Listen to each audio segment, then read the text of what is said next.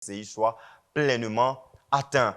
Dans la précédente édition, nous vous avons fait part de comment quelques églises de la CMCI à l'intérieur de la Côte d'Ivoire ont effectué la traversée de 2022 à 2023. Nous vous permettons d'avoir de plus amples informations sur l'entrée en 2023 de ces dites églises de l'intérieur du pays. Et nous commençons par le pasteur Kinyel Mantio, qui est missionnaire de la CMCI dans la région du Béquet, basé à Boaké, au centre de la Côte d'Ivoire. Il est aussi directeur de l'école de la connaissance du service de Dieu, section Côte d'Ivoire. Il nous fait part de comment s'est tenue la nuit du 31 décembre à l'aube du 1er janvier. Et il nous explique comment le Seigneur a conduit l'église de Boaké à cette occasion et quelles sont les perspectives pour l'année 2023. Écoutons ensemble le pasteur Kinyel Mantio, joint par téléphone par l'équipe de rédaction de RTVC Info.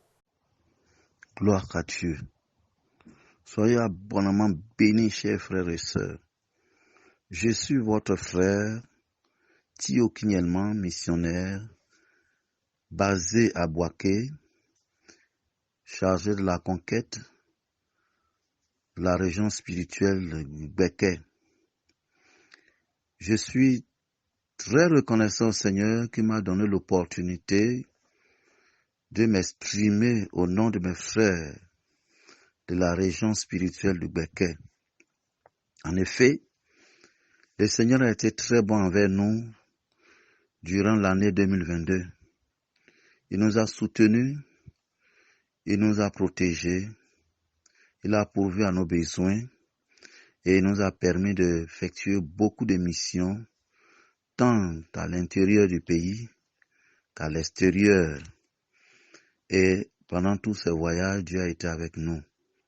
Il nous a conduits de localité en localité et il nous a permis de gagner des âmes, d'implanter des assemblées.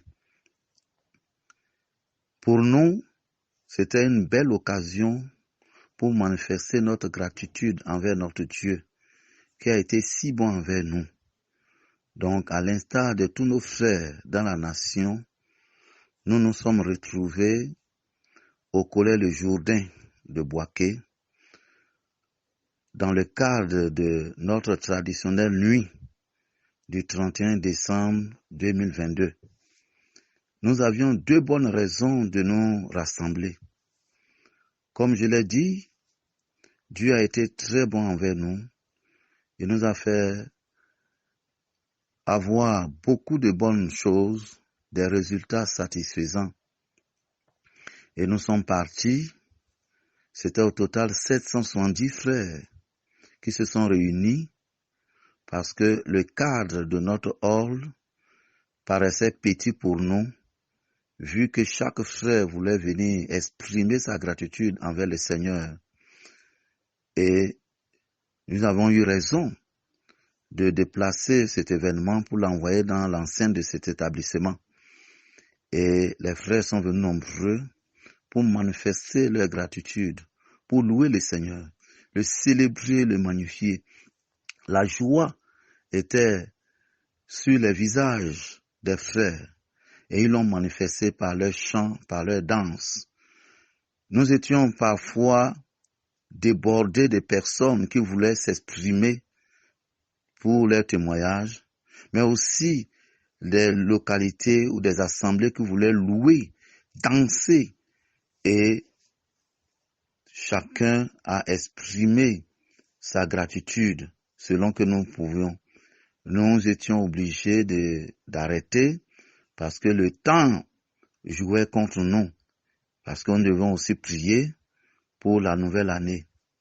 Nous avons aussi droit à la prédication de l'évangile. Des âmes ont été sauvées et ont été ajoutées à notre nombre. Nous bénissons le Seigneur pour ce qu'il a été avec nous et il nous a gardés pendant toute cette nuit. Nous avons prié effectivement, comme nous l'avons dit, prié pour la paix, nous avons prié pour le gagnement des âmes, mais nous avons prié aussi pour nos objectifs de 2023. Nous avons supplié le Seigneur de nous conduire à être 5000 membres dans la ville de Bouaké et 15 000 dans la région spirituelle de Béké. Et nous avons adressé d'abondants sujets de gratitude à notre Seigneur pour ce qu'il avait déjà fait pour nous et aussi des requêtes l'amenant à nous exaucer à coup sûr pour qu'au 31 décembre 2023, nous puissions lui présenter encore ce résultat.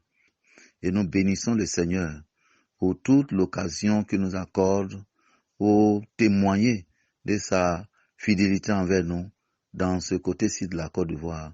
Que la gloire et l'honneur lui reviennent.